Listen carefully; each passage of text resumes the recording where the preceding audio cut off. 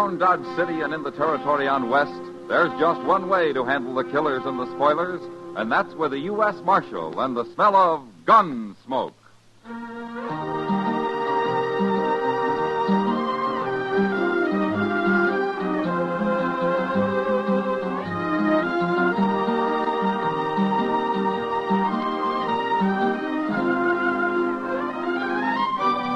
Gunsmoke, starring William Conrad.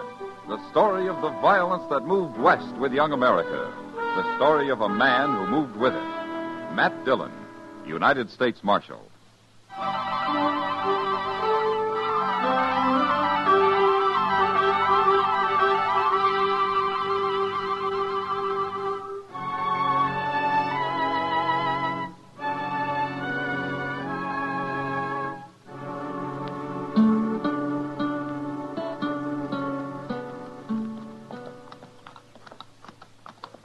Doggone if Dodge ain't growed a heap since I was here. It is very big, Front Street must have 7, 8 saloons. A lot of towns I've seen don't even have that many houses. We are going to stay here? Now, Nina, I told you not to fret yourself. Nobody's going to bother you. Well, look there. The Longhorn Saloon. You know, a man might find whiskey fit to drink in a place like that.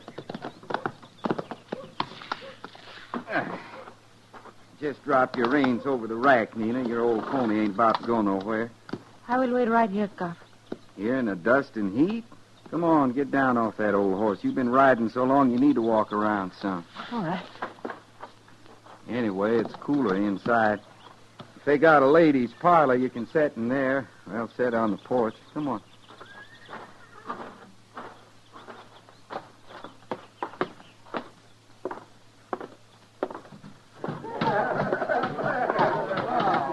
Sure, they got a parlor. There's a side door over there, Nina. You go on in and wait.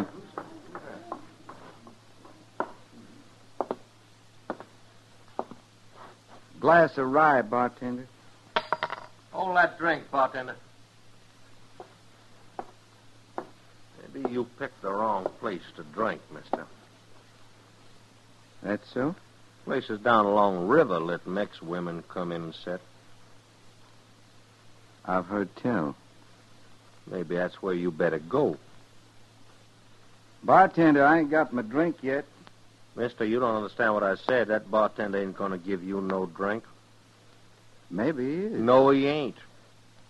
This place don't serve nobody that walks in with no dirty Mexican. All right, hold it. Very well. Hold it. All right, you men, take Lawson out to a horse trough and soak his head for him. The rest of you get about your business. Come on. You busted up what could have been a man-sized fight. Well, fights like that lead to killings. Darned if they don't. You're a cool one, mister. You get that way in my profession. Oh, what's that? Army scout. I'm on my way to Fort Wallace. What's yours? United States Marshal. My name's Dillon. I noticed they paid you a heap of attention. I'm Cuff Peters and proud to know you. Marshal, I want you to meet somebody. This here's Nina. She's my wife. How do you do? Ma'am? Cuff, Nina and me been traveling quite a spell. Oh? Where'd you ride from? Come up from Texas. Figured we'd stay over here in Dodge if I can find a place. Nina's been feeling poorly. How long do you figure on staying in Dodge, Cuff? Can't rightly say, Marshal. Why? Well, you made trouble for yourself when you hit Hank Lawson. That right. It'll bother him, Cuff, and he'll be after you. I know you can't make Fort Wallace, so it might be better if you and your wife rode out to Fort Dodge and stayed there. He's right, Cuff. We should go on right now. We don't want no trouble. You've been riding enough, the way you feel. Besides, I got things to do. Look, Cuff, I don't want any trouble here. I sure don't aim to cause any. Now, how about joining me in a drink, Marshal? I've still got a glass of rye coming.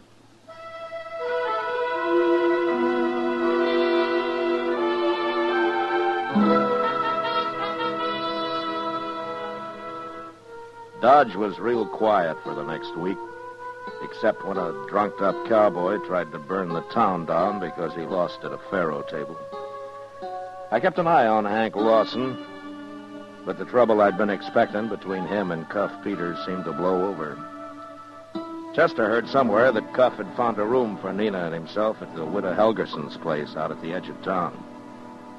I didn't see Cuff again except once when he drove the widow's buckboard into town, loaded it up with food and supplies, and drove back out. Then one morning while Chester was cleaning up the office, Cuff walked in. Morning, Marshal. Hello, Cuff. I never did get a chance to pay you back for that drink you bought me. The time will come, Marshal. Cuff, this is Chester Proudfoot. Cuff Peters. Well, sir, I'm that proud, Mr. Peters. Howdy. Mr. Dillon told me how you knocked old Hank Lawson across the bar at the Longhorn. I sure do wish I'd seen that. Chester isn't too fond of Hank. Well, if I'm going to hit him again, I'll let you know. Well, thank you. Marshal, what I come for was to get your help. Oh, what is it, Cuff? Well, I don't know much about doctors and all. And they say you're a good friend to the one in town. Oh, I've known Doc for a long time. What do you need? Well, I'm not ailing, but Nina's feeling real puny. Oh? I think maybe someone should have a look at her. We ain't been married but 5-6 months, and I don't understand much about women folk and their ailments. Chester, run up and get Doc, will you? Yes, sir, Mr. Dillon. You see, Marshal, the thing that bothers me the most is that I got to start out for Fort Wallace right soon. I already stayed here longer than I intended. Well, if your wife's sick, you can't take her with you on a ride like that. That's what I want to know from the doc. Is she too sick to ride? Well, you could leave her here. She could come on later. I'd just pure hate to leave her behind if I didn't have to. Oh, hello, Matt. Where's the patient? Doc, this is Cuff Peters, Doc Adams. Howdy, Mr. Howdy. Mr. Peters wants you to have a look at his wife. I'm ready. My bag's by the door there. Doc, maybe you ought to know before you come with me. My wife's Mexican. Well? The only reason I mention it, some folks here seem to take exception. Oh, for heaven's sake, standing here talking isn't going to help Mrs. Peters any if she's sick, you know. You ready to go, young fella? I'm ready, Doc. Marshal, I want to thank you. Sure, Cuff. Goodbye. So long. See you later, man. He's a nice little fella, ain't he, Mr. Dillon? Yeah, he seems to be, Chester. What's he do for a living? He's an Army scout, he says. On his way out to Fort Wallace. I always had in mind that scouts was more tricky. Shucks, he's no more sly than me. Yeah, don't let Cuff fool you, Chester. He's small, but he can take care of himself. Well, one thing, he don't seem to let nothing upset him none. Well, he's worried about his wife, Chester. Plenty.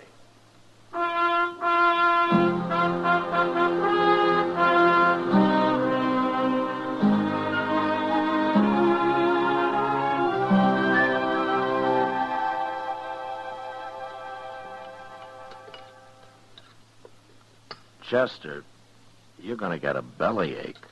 I can't help it, Mr. Dillon. Ever since I was a little boy, I just get a craving for wheat cakes at supper. 4 servings? Well, It does make up to quite a pile, don't it? But then that molasses kind of keeps them wetted down. Oh, hello, Matt. Chester. Sit down, Oh, Doc. Oh, yeah, thank you. Yeah, you going to eat? No, Matt, no. I ate out at Widow Helgerson's with Cuff and his wife. How is she, Doc? She's resting, isn't she? You know, she's a pretty little thing, Matt. Just as nice and sweet. Yeah, she is. What was wrong with her, Doc? Nothing that won't be right in about 6 more months. Well, that don't make sense, Doc. She's going to have a baby, Chester. She is? Well, it only took a minute to see that. I guess Cuff meant it when he said he didn't know much about women. Well, I should think a baby be easy enough to tell about. Chester. Oh, yes. Cuff sent a message to you, Matt. He's going on out to Fort Wallace. Says after he reports into the colonel and gets a place ready out there, he'll come back for Mrs. Peters. Now, that's a 10-day ride there and back, Doc. Well, I know, man. A little while. And I don't like Mrs. Peters staying alone here in Dodge. Well, there's nothing to be worried about. She's in good hands here. Yeah, but the widow Huggerson's an old lady, Doc. She wouldn't be much help to Nina. Well, what kind of help would she be needing, Mr. Dillon? More than an old lady could give her. If Hank Lawson finds out that she's alone here.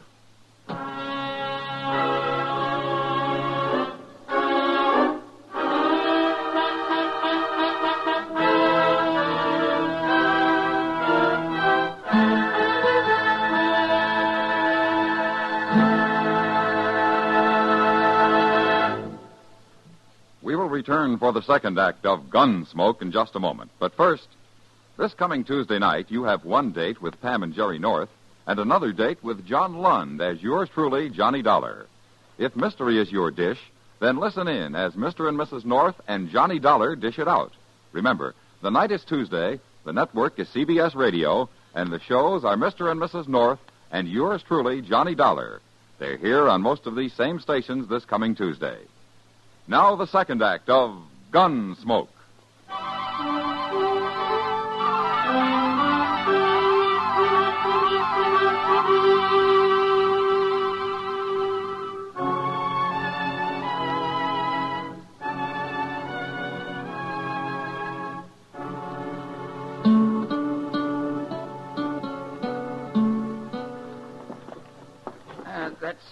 That's about everything, Mrs. Peters? Yes.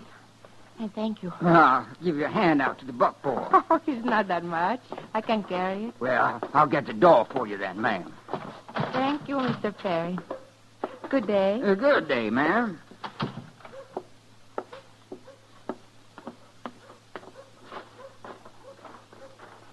Well, if it ain't Mrs. Peters come to town to do a week's shopping. I beg your pardon? Excuse me, ma'am, I ain't being very polite. This here's Cane Twig. I'm Hank Lawson. What do you want? Now, surely you remember me, ma'am. You ought to. I was the fellow your husband hit in the mouth his first day in town. I remember you. Now let me pass. Well, now, ain't I being a miserable cuss letting you carry all them heavy sacks? See, I help you some. Please. Just put him in the wagon for you. Oh. Oh, that was mighty careless of me to slip plumb out of my hands. I hope there was nothing in there to break. Leave me alone, please. Well, now, Mrs. Peters, I don't know why you're upset. You know I wouldn't do nothing to harm a fine lady like you. Besides, your husband might try to give me another lesson in manners, and that scares me real bad. I just want to show you how much I learned. Now, you go on and get into that buckboard. Go on. Please, por favor, dale con usted cuando juegue. All we're going to do is just start you for home, Miss Peters. Untie them lines so we can face that team down the street. Sure. Now, like I say, ma'am, I don't want you to fret. Stand aside, Twig. All right, ma'am. Hang on.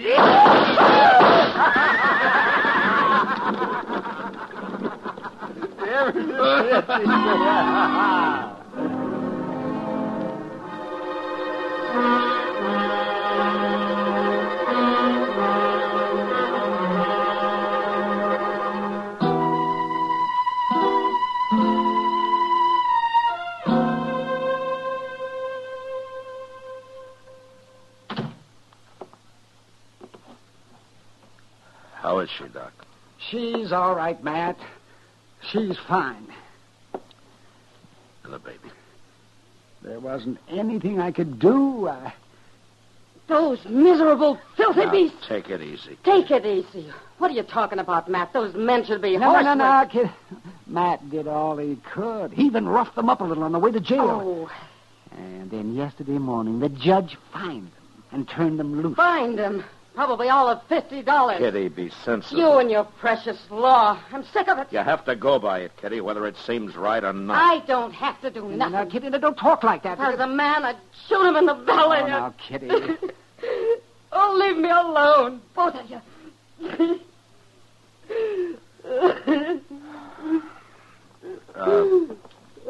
Kitty. Look, Kitty. Why don't you go in and talk with her, huh? She needs another woman, huh? Go on.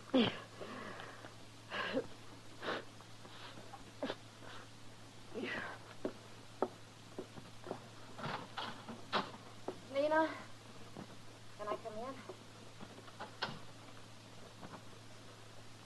Oh, it's terrible, Matt. Yeah. Well, what are you going to do? Well, there's nothing more I can do.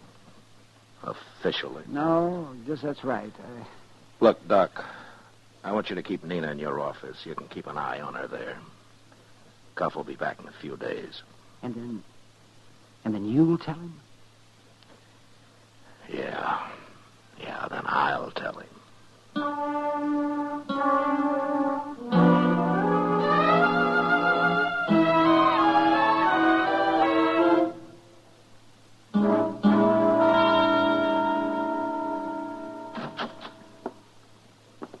Hello, Marshal. Chester. Oh, Mr. Peters. Cuff? I just got back. Widow Helgerson says there's been an accident. I should come see you. Well, your wife was hurt bad, Cuff, but she's better now, though. Where is she? She's up in Doc's office. Chester will show you. I know the way. It just makes me sick, Mr. Dillon. Yeah, he's likely been in his saddle all day, riding to get back to her. Then he gets here, and... How was she tonight? Well, she ate the supper Kitty brought over. That's more than she's done in a week. You know, I'd kindly hate to be Hank Lawson. Have you seen him around? Yes, sir. Him and Twig been hanging around the Longhorn. Hank asked me was anybody looking for him. Then he laughed. What'd you say then? Nothing, like you told me. I just walked on out. Yeah, good. What do you figure Cuff will do, Mr. Dillon? I don't know. Cuff's so mild and quiet and all. But I got a feeling he'd be mighty mean if once he got riled. I want to thank you, Marshal, for all you and Chester and Doc done for Nina. I'm sorry, Cuff. Now, I wonder if you'd hold my gun for me? Well, what are you going to do? I'm going to look for Hank Lawson, and I'm going to mark him. Mark him good. That way somebody's going to get hurt. That's a fact, Marshal. Look, Cuff, I won't stand for a killing. Now, Nina's well enough to travel. You could start for Fort Wallace. We'd fix a bed and a wagon for you. I'm going to start for Wallace, all right. But not until I've seen Hank Lawson. Well, will you hold my gun? Till you come back for it. Thank you. Cuff. Yeah? Chester and I were just talking about going up to the Longhorn for a drink. We thought maybe we might walk with you. The company'd be fine, but it's my deal. Sure.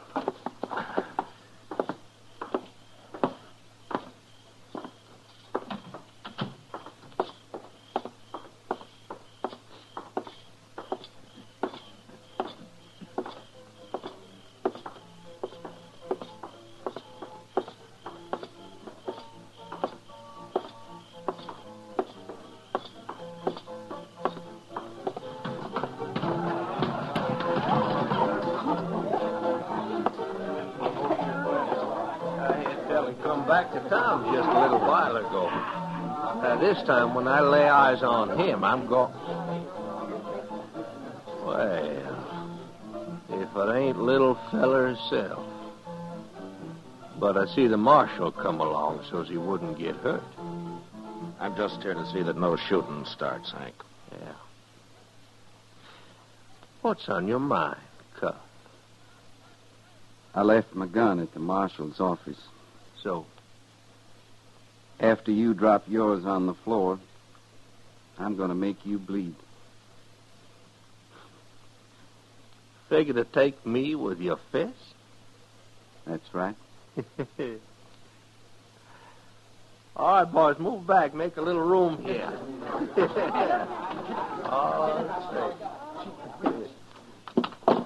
All righty, Cuff. Throwed my gun down. Chester, just so Hank's friends don't get too excited and maybe want to help him out, move down to the end of the bar. Yes, sir, Mr. Dillon? There'll be no gunplay here, Hank. What's between you and Cuff, you'll settle yourself. Right in here. That's good enough for me, Marshal. All right, little fella. Come and get it. Now I'm going to take you apart, Lawson. Bit by bit. That's the way you feel. I say.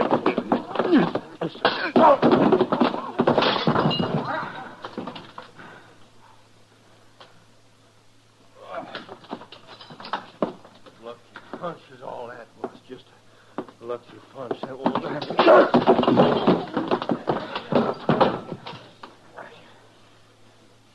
Get up, Lawson.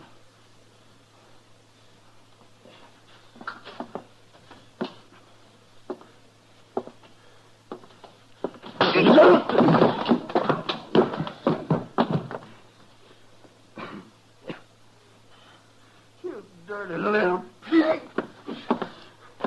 I'm going to slit your throat. Drop that knife, Hank. Never mind, Marshal. He's going to fight with a knife. I'll fix me one, too. Yeah.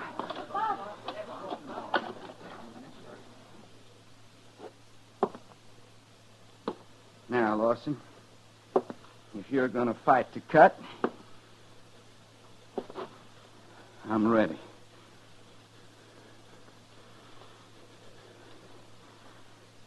Fight or drop it.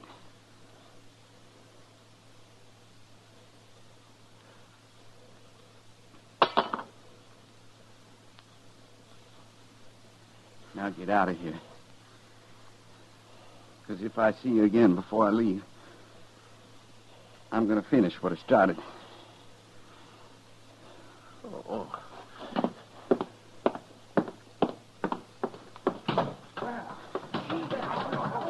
My gracious alive, I ain't seen anything like that since I left Waco.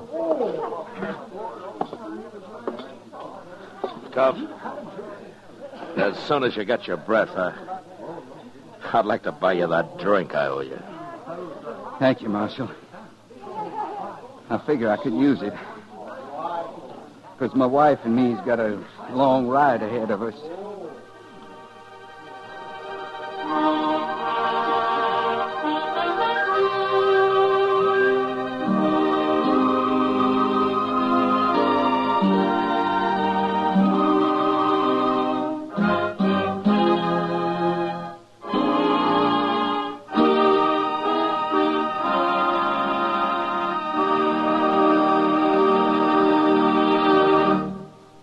Gunsmoke, under the direction of Norman Macdonnell, stars William Conrad as Matt Dillon, U.S. Marshal. The special music was composed and conducted by Rex Corey. Featured in the cast were Vic Perrin and Lawrence Dobkin, with Lillian Buyeff and James Eagles. Parley Baer as Chester, Howard McNear as Doc, and Georgia Ellis as Kitty. Join us again next week as Matt Dillon, U.S. Marshal, fights to bring law and order out of the wild violence of the West in Gunsmoke.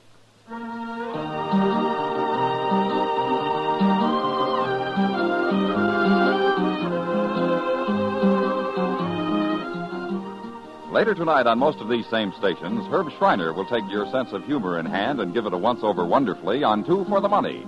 Hoosier Herb and his droll wit are an irresistible combination for merriment. The quiz part of Two for the Money makes the show that much more interesting to hear. Remember, Two for the Money later tonight. George Walsh speaking. Edgar Bergen and Charlie McCarthy open fire on your funny bone Sunday nights on the CBS Radio Network.